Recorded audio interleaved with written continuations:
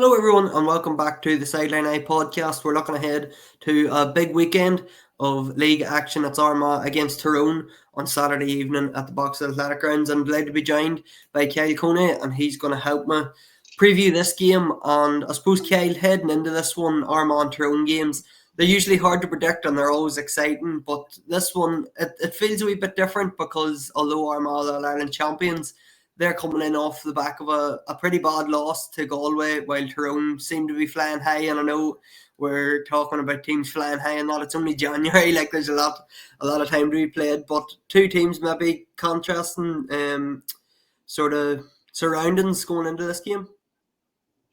Yeah, well, you sort of hit it on the nail on the head there. That it's very very early. Last weekend was the 25th of January. Games were starting to be played that weekend, so I wouldn't be obviously Tyrone coming in off a really good victory against a really strong Derry side, and then Armagh, with a lot of household names out. Both teams, them and Galway, with a lot of household names out as well. A lot of guys that played in the All Ireland final on show and coming off the bench. So, look, Armagh probably are that we've talked about before with teams that they have that sort of All Ireland maybe hangover a wee bit where it can take a wee while to get going because it just looked a wee bit leggy. Even in the second half, it was. I think I read somewhere that it was 24 minutes that they went without scoring in the second half, and that can just come down to. I know the conditions in Salt Hill are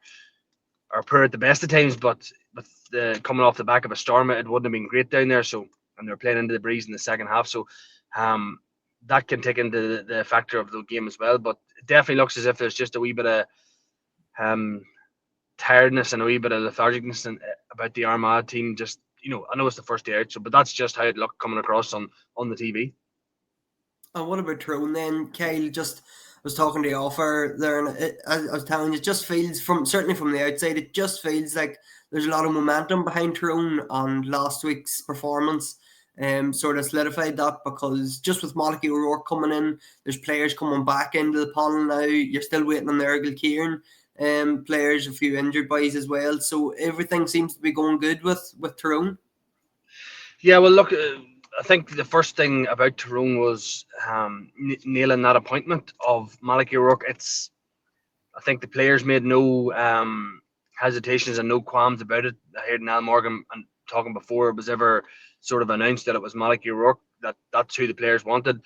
And Tyrone acted swiftly, got him appointed because he would have been a name probably on Derry's lips at that stage as well, and having a relationship with the Glen boys. So getting him in there was, the number one priority. They've done that, and it seems to be that it just has galvanised that Tyrone squad where we've maybe been coming off the All Ireland win in 21. It seems to have just brought the group back together, and it's look from my point of view as a Tyrone supporter, watching the game and seeing Rory Brennan, Mark Bradley coming onto the pitch the other night that's a huge bonus because we're talking about a Tyrone team. There was a few younger lads getting their first start. Ronan Cassidy, Shea O'Hare, but seeing players like that come in, it just gives you that real strength and depth. And you mentioned that the Ergel Kieran lads and Paddy Hampsey and a few other Michael O'Neill, a few other injured men still to come back. It just puts us in a really, really strong position where maybe we haven't been previously. Would have been relying on maybe fellas that had been through in at the deep end and maybe just not ready for it. But definitely there's a feel good factor about the county, and especially having players like that come back in because you can be sure about it. Like I've been in that situation myself where Rory Brennan and Mark Bradley's had really good Tyrone careers, had left the squad and came back, and you can with their age profile you can be sure that they'll want to be starting players. I know the game's changing a wee bit now, but definitely it's exciting times for Tyrone, and off the back of a good performance against a really strong Derry side. And you mentioned the Canavans, obviously, when they beat Dr. Crokes in the semi-final, the first thing coming to my head was, they'll probably not be playing against the Armagh then, so you're giving Armagh a better chance. I don't know if obviously the two boys, I think they both had concussion after the All Ireland club final, so Are they going to be available, Kyle, or is there any talk of when I they're coming I back? would I would imagine that they're going to get a couple of weeks at least. You have um we it's widely known that Dara took a bang to the head. It was disappointing from an Argyle Kieran point of view and a Tyrone point of view that happened, because the game sort of fell by the wayside. I don't think it was down to one player that what happened in the first half, but he would have been hugely influential coming down the stretch whenever they were getting within 3 points. And then obviously, I didn't know till obviously Enda McGinley came out and said after the match that Rory looked dazed and got a bang. I didn't know where, didn't see it, but it you'll imagine. I think the protocol for concussion protocol is 10 days. So I would imagine we'll not see the lads till round 3, because there's a break after this week. So I would imagine they could be part of the panel for round 3. And looking on, it's probably an issue that Monaco O'Rourke's going to have to deal with. Hopefully not this weekend if the two candidates aren't there. But the three up, Kyle, obviously the new rules, and I think a lot of people are nearly sick of listening and talking about the new rules, but that's what we'll have to cross that path. Tyrone have a series of options up top. Like you talk about the two Canavans, you have the likes of McCurry, Mark Bradley there, McElhone, maybe Matty Donnelly playing in on the edge of the square. Like Monaco O'Rourke, if he's gonna try to play with the same three, he's gonna have a headache picking just three. Yeah, without a doubt. It's they've got a real management team. They've got a headache, in who to play, because as we spoke about, Mark Bradley will want to come back and get a starting spot. Rory Canavan's going to be thereabouts. Dara Canavan, you would imagine, is a starter as well. So it's a real headache, and I would imagine he'll maybe chop and change a wee bit at that over the next couple of games. He might give fellas a bit of a run out, but like I really like Matty Donnelly at full forward, just for the reason being that he's so cool and calm on the ball. He doesn't give it away. Yeah, he set up the second goal. No, sorry, he set up Brian Kennedy's goal chance just with a wee delicate hand pass over the top, and Brian got a head of steam up, and I think it was a save and went over the bar. But it's a in one sense it's a headache, but it's a really good strong position to be in, because if someone's not firing all cylinders, we have an array of talent to come off the bench, because we can't start them all, unfortunately. The way it is, you're probably going to start three out and out forwards and keep them up, where previous years you would have teams would have started maybe even with wing half backs in the forward line and dropped them back, but you're definitely now going to go with out and out three forwards up the pitch. Is that Matty Donnelly's role, do you think, Kyle, moving forward? Like he's played everywhere for Tyrone. I don't know if he's played in the full back line, but I think he's played everywhere else. Look, he's an exceptional player in regards to his attitude, his willingness to do whatever the team requires. He's willing to do that. He's played centre half back. He's played middle of the field under Mickey Hart. He had the number 10 jersey for a number of seasons, so he's played everywhere for Tyrone. But I think that role suits Matty just in the full forward line, because we didn't see an awful lot of kicking the ball in the other night, because conditions obviously weren't allowing that. But I think that's a role where Malachy O'Rourke's going to be really looking at him. I just think that ability. Matty doesn't have blister and pace, but what he has, he makes up in strength, where he can use his body to get out in front. And again, if you have pace for the likes of Shea O'Hare, Michael McKiernan coming off you, someone as good a hands as Matty can just get that ball off so quick and get it to those guys. So I think that could be a role for Matty this year in that full forward position. On the new rules themselves, Kyle, I know we've only got seeing them over one weekend, and I'm sure the county teams are all getting used to them at this stage. They've had challenge games and friendlies and training sessions and all to get a good look at them. But first impressions from last weekend, what did you think of the new rules?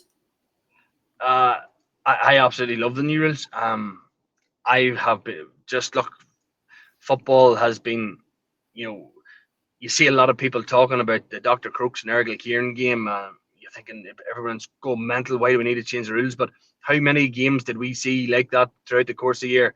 I remember watching Marfelt and Newbridge on the Derry Championship on RTE, and look, nobody cares. Like if I won a championship 2-1, that I would be happy, but it's just at the end of the day, what do spectators want? What do people want?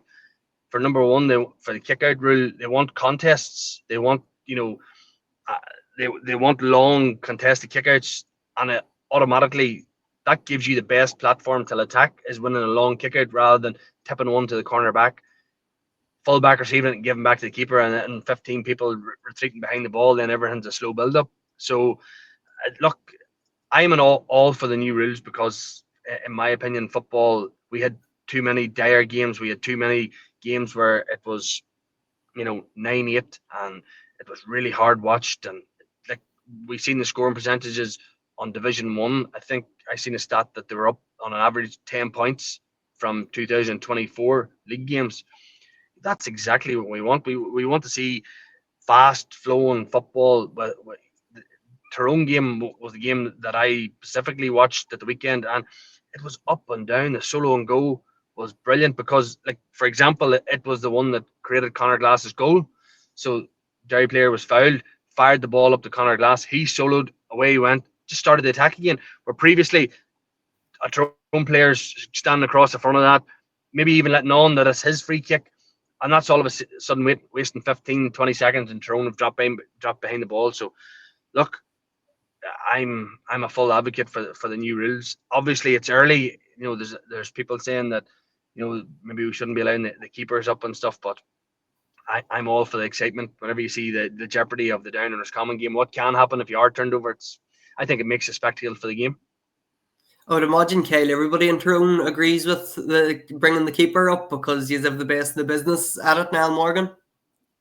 Yeah. Look, I've been ranting and raving about Niall for a few years now. I think it was last year, maybe the year before, I was sort of saying I don't understand why Tyrone don't use him more, because maybe we're a bit more used to seeing him, obviously, because he plays a lot of his football for his club outfield. So, like, things that he can do with the ball is exceptional. But as a keeper, I thought Tyrone should have been utilising him more, obviously, because there was going to be nobody behind him under the old rules. Now that there's going to be the jeopardy of three up behind him along with three defenders. But I think what Tyrone done really, really well at the weekend was they went down the step side of Healy Park, and they didn't force Niall Morgan to come up and sort of go past the play. They used him a bit like a quarterback, and what they done really well was they didn't force the ball straight out to him. They used a pass, so it might have went down to maybe the 20-yard line. There was another Tyrone body, and they shipped it to him, and then it was back to Niall Morgan, and it was out to the other side really, really quick. Obviously, you're 6 less bodies in that area, so you're going to be able to punch holes that wee bit better, and we've seen that a number of times, created a couple of goal chances. We got a goal from Megan McKiernan, so I thought the Tyrone management got that one spot on and used Niall Morgan to great advantage. And did he get any shots away, Kyle? Because obviously it was on, I think it was on half an hour after the Armagh game, but being at the Armagh game, I didn't get seeing it. But all the papers and all the reports were saying about the big influence he had. But did he get a shot? He got one shot away. It dropped short. He set up the second goal. He had a hand in the first goal, but he directly set up the second goal with an absolutely inch perfect ball over the top, over the corner back's head for, I don't think who it was. Can't mind just who the player. It dropped it into his hands. It was on the bit in between the 13 and 20. Ran on it, and then it ended up with a bit of a Niall Devlin and Peter Tigg sort of got a touch each nearly on the line, but it was directly from Niall Morgan's pass. He had one shot, but just the pivot roll suited him down to the ground. Like, it was just his range of passing is exquisite. Like, he can ping a ball 60 yards off the outside of his boot and hit someone. And obviously the conditions the other night weren't great, but that speed of him being able to switch the play and get it down one side was huge for Tyrone, because they have a lot of pace in their team, obviously, with some of these new players coming in, and fellas has been there before. But that he didn't have a pile of shots, but he had one that just dropped short. And at the other side, then, Kyle, we have the question mark over the Armagh goalkeeper, because I know Blaine Q started last Saturday night and played really well. There was a time he actually came up the field and Armagh got turned over and he had to pelt it back down, and he actually made the save once he did get back down to stop a goal. So Blaine Q's obviously all-star contender last year too, but I suppose with Ethan Rafferty coming on last week for the last couple of minutes, the big breeze that was in Salt Hill, it was going to be very difficult for him to kick any 40-metre points, but he actually did win a free that was put over by Rory Grugan. So I suppose there is that question mark hanging over, and it is going to be a headache for Kieran McGeeney, because Blaine had such a good season last year, had a good game last week, but Ethan just carries that 2-pointer sort of distance that he can kick. So it's going to be tough for McGeeney to decide either way. Yeah, it's going to be. It's definitely a headache that Kieran's going to have now.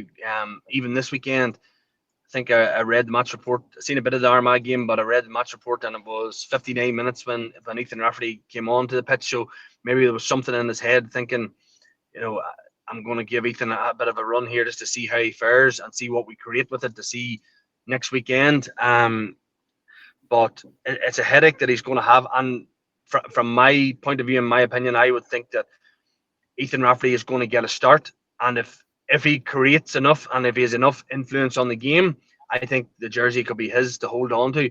Look, we know what Blaine Hughes is capable of, an absolutely exceptional keeper with a bullet of a kick out off the tee.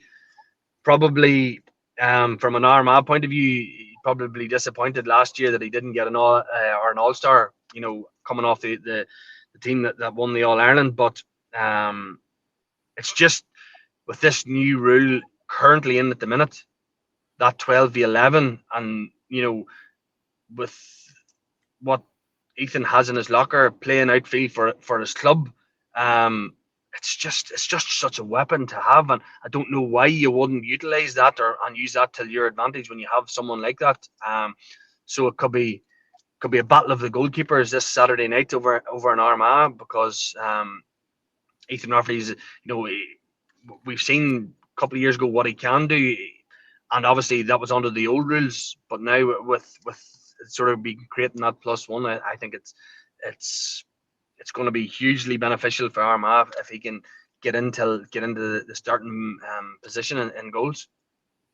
I wonder, is there an option for Ethan even to play out the field on Saturday night? Because obviously now Grimley's going to be suspended, and just with injuries and boys not on the panel, Armagh's midfield options they look fairly bare at the minute. Like, we all know the story with Rian O'Neill isn't on the panel at the minute. Oisin O'Neill's injured, Tiernan Kelly's injured, Kieran Mackin's injured. So I know Charlie O'Byrne's come on that night, so did Callum O'Neill. So possibly a couple of midfield options there. But Ethan Rafferty, he has a big impact in nets. I wonder, could he possibly line down in the middle of the field on Saturday night? Without a doubt, you couldn't rule it out. As you say, you've listed off the number of injuries that Armagh have and absentees, and that tends to happen when you have a club team maybe go long into the season as well, off the back of an All-Ireland victory, provincial wise. So they have an array of injuries, but I think that it could be an option. But from Kieran's point of view, he might go with that just because it might solve that problem at this minute in time. But going forward, he's going to have to give Ethan a go and goal somewhere along the line, because, as I say, this goalkeeper rule is probably the most talked about one of the lot at the minute, because you have a lot of people against it, and you have a huge amount of people that like the jeopardy of it and like what it brings to the game. So to me, he's going to have to go with it somewhere along the line. Maybe not just this weekend, because if you say he might get a run in the middle of the field, but it wouldn't surprise me if we seen Ethan Rafferty on one side and obviously Niall Morgan on the other Saturday night.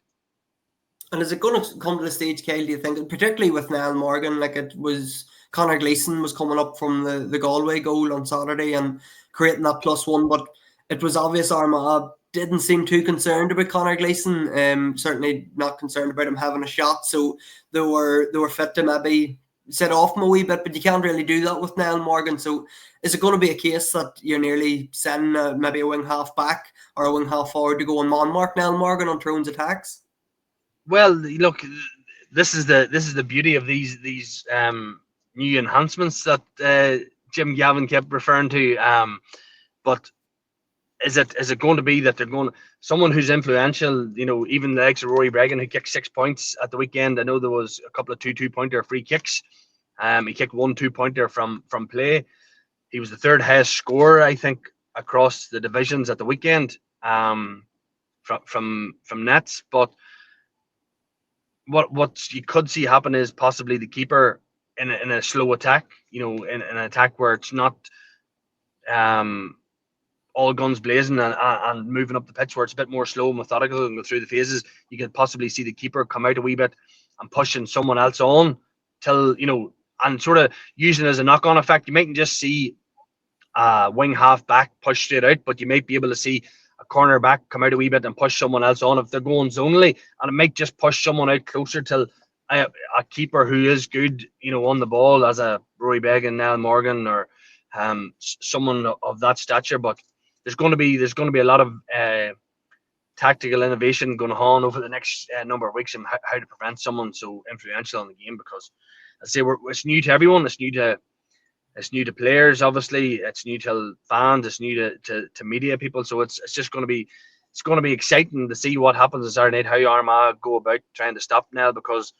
to me, he's Tyrone's most important player. I said that last year, but now even more so. I think it's just so critical. And I heard a few. There's a couple of managers coming out, and they were giving out about the 12th man sort of thing. But it's no coincidence that it's managers that were off 2 defeats and maybe weren't utilising their keepers as much as, as I said, Niall Morgan, Rory Beggan, you have Ethan Rafferty, and that's like, it's not that team's fault that you might have someone who can influence the game to a real high ability. So, look, I'll be all on for it. I think every manager, maybe as much as Tyrone are for that rule, every manager that comes up against Niall Morgan will maybe be against it. So Yeah, that's it. That's it. I think the big thing from an Armagh perspective here, Kyle, is obviously 6 point loss last week to Galway. And I was just checking earlier on before we come on. I think it's their biggest defeat in the league or championship since the Donegal beat them by 7 in 2022. So almost 3 years since Armagh have took a defeat like that. So the question is now, can they bounce back? And not even probably, I'm not even talking about a win, but there's going to be, you would hope there's going to be a fight back from them, that they'll put in a better performance this week, and maybe that'll lead to a win. Yeah, look, you can imagine that Kieran will be asking the question of them. It'll be a performance more so than a result that he'll be looking. Obviously, 2 points would be a massive help to him, and that's what both teams will be going looking on Saturday night. But yeah, the performance is something that, look, Armagh started really, really well. They played, for 20 or 25 minutes. They were on top of Galway. They got Galway got a penalty to bring them right back into the game, and then all of a sudden things change whenever you go down to 14 men, when Niall Grimley gets sent off as well in the second half, and then Galway have the breeze in the second half, and I think they kicked 3 2-pointers. And that's where, and you referenced the 6 point defeat, but that's where games can swing now so quickly, because you have 2-pointers. All of a sudden, if someone scores a goal and gets 2-pointers in a row, it's a 7 point swing very, very quickly. Leads are gone, or else a team's gone from you very, very quick. So I don't think the 6 points will be something that Kieran will be hugely worried about, because I'm sure he knows that the scoring system the way it is at the minute, can change very, very quickly, and games can swing. So I'd say it's more, going 24 minutes in the second half without a score, 18 minutes in the first half without a score. Them things that he'll probably be looking for. And as I say, once you get a performance, sometimes the result comes behind that. So that's something that I think that he'll be looking for. He'd definitely be looking for a reaction from his squad. And being involved in a few of the Armagh Tyrone games over the years, they're feisty on their own. So you can imagine that Tyrone will want to lay down a marker till the current All-Ireland champions. And just before I let you go, Kyle, always finish with asking my guest a prediction. And I know it's maybe unfair, and especially when we've only seen the teams out in one game. But how do you see this one faring out on Saturday night? Look, it's so hard to know.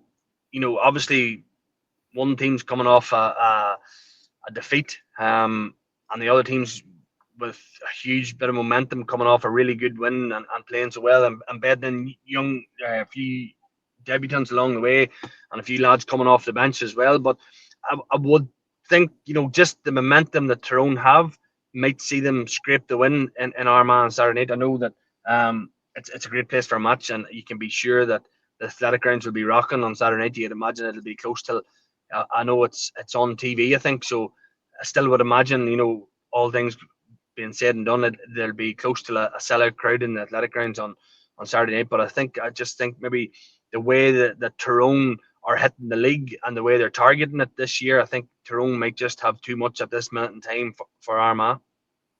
It's definitely an exciting one, as you say, Kyle. I would imagine the athletic grounds is going to be fairly packed on Saturday night, and everybody's looking forward to this one. It should be a brilliant game, and of course, there's more action this weekend. The ladies also play Tyrone on Saturday. That's in St Paul's, and the hurlers are away to Roscommon on Sunday. So we'll be back on Sunday evening or Monday, hopefully Sunday evening, and we'll have reaction from those games. Hopefully, a few interviews and a roundup of how everything went over the weekend. So make sure to follow us on all our social media pages and like and subscribe on Facebook, YouTube, Spotify, and everywhere else that we're on Instagram and Twitter as well. So that'll be us. We'll be back on Sunday. And Kyle, thanks very much for coming on and giving us your thoughts on what should be a really good game on Saturday night. No problem. Thanks for having me.